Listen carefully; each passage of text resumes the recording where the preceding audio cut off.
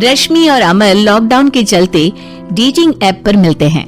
उसी बीच उनकी बॉन्डिंग बहुत अच्छी बन जाती है और दोनों एक दूसरे से प्यार करने लगते हैं। बस लॉकडाउन खत्म होते ही चट मंडी पट शादी। उससे पहले घर में बात तो कर लो। अरे माँ पापा कभी मना नहीं करेंगे। अमर की बात सुन रश्मि खुश हो जाती है। ऐसे ही दिन बीतते हैं और देखते ही देखते लॉकडाउन खुल जाता है, जिसके अगले ही दिन अमर अपने परिवार के साथ रिश्ता लेकर रश्मि के घर पहुंच जाता है। अभी लॉकडाउन खुला ही है और कोरोना तो खत्म भी नहीं हुआ, इसलिए ज्यादा कुछ ना करके अगले कुछ दिनों में छोटे फंक्शन के साथ शादी कर लेते हैं। अमर के पापा की बात पर सब सहमत हो जाते हैं। कुछ दिन बाद दोनों की शादी हो जाती है और रश्मि अपने ससुराल पहुंच जाती है।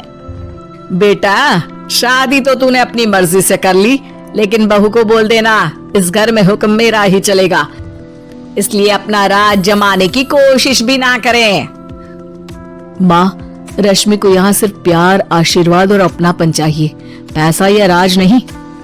बेटी की बात पर सास मुंह बनाए वहाँ से चली जाती है और अब वो हर रोज रश्मि को परेशान करना और ताने देना शुरू कर देती है। देखो, ये है आजकल की लड़की, इंटरनेट पर लड़कों से बातें करते हुए इन्हें शर्म भी नहीं आती, और यहाँ तो देखो कितनी सीधी सुशील बनकर दिखा रही है। मम्मी, शादी के रिश्ते वाले इंटरनेट ऐप से जब किसी को कोई दिक्कत नहीं है, फिर डेटिंग ऐप के जरिए मिलना किस तरह गलत हो सकता है? रश्मि के डेटिंग ऐप वाली बात सुन उसकी हैरान सास तुरंत तुनक कर पूरे घर को सिर पर उठा लेती है, जिसकी आवाज सुन अमर और उसके पापा भी वहाँ आ जाते हैं। हाय मेरी माता, इतना बड़ा झूठ! डेटिंग ऐप को इंटरनेट के जरिए मिली है बोलकर इस कलमुही को मेरे सर ला बिठा दिया। अरे नास पिटी, तुझे जरा भी शर्म नहीं आई? वहाँ न जाने कितने लड़कों से गुलु गुलु करके तुझे मेरा ही लड़का मिला था फंसाने के लिए। माँ, मुझे तो समझ नहीं आ रहा क्या बोले जा रही हो। डेटिंग ऐप इस्तेमाल करना कोई अपराध नहीं है, और तुम रश्मि को ऐसा कैसे बोल सकती हो? मैं भी तो था उस ऐप पर। पहले उसके लिए माँ से झूठ बोला और अब लड़ाई कर रहा है। सास और अमर की बात सुनकर रश्मि हैरान खड़ी रहती है। अमर, तुमने घर में झूठ क्यों बोला?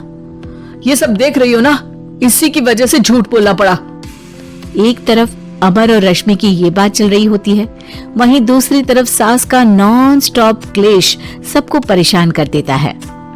सब एकदम चुप, जो हुआ सो हुआ, अब मुझे कुछ ना सुनाई दे। पति की बात सुन सास चुप होकर वहाँ से चली जाती है, लेकिन अब वो रश्मि के सिर दुनिया भर के सारे काम डालकर उसका जीना पहले से भी ज्यादा मुश्किल कर देती है।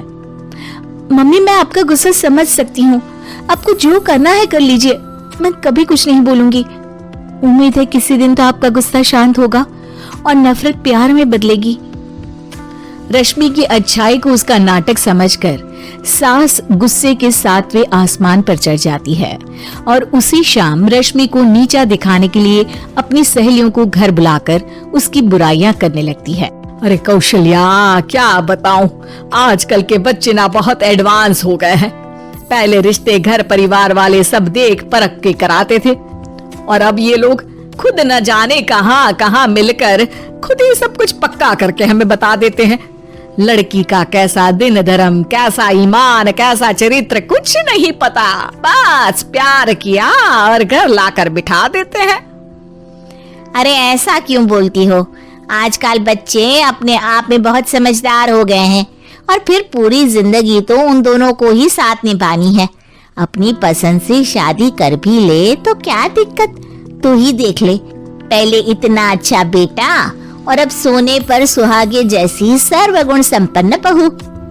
और पता है, अभी कुछ दिन पहले मेरी बेटी ने मुझे डेटिंग ऐप के बारे में बताया, जहाँ लड़का लड़की अपनी पसंद से अपने आप एक दूसरे को चुन लेते हैं, और फिर अगर सब सही रहता है तो बात आगे भी बढ़ जाती है। अरे इसमें इतना खुश होकर क्या बता रही हो?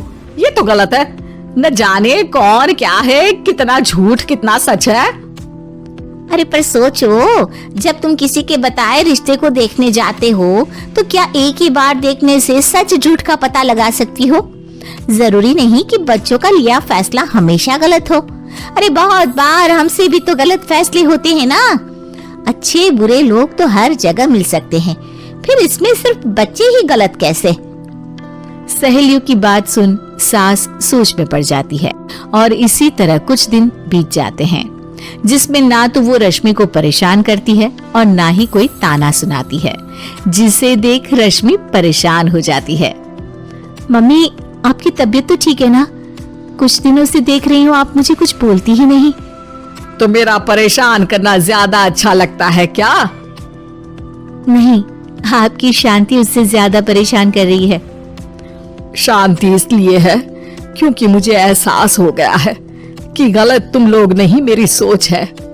प्यार तो एक सुंदर एहसास और शादी खूबसूरत साथ है।